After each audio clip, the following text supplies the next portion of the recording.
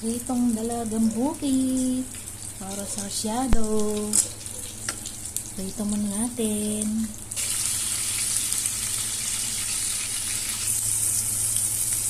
Isa muna tayo ng kamatis, sibuyas, bawang. Tapos lalagyan natin ng ganito na tomato sauce.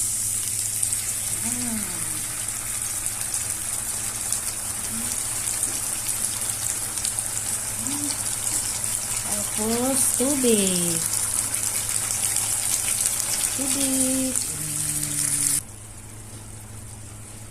Lagyan natin ang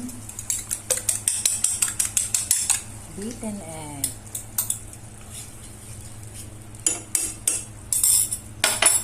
Konting seasoning.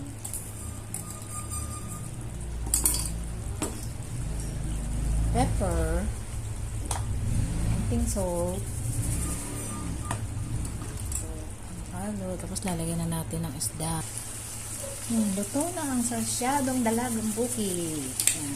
Lagay ko na ang piniritong isda. Luto na yan.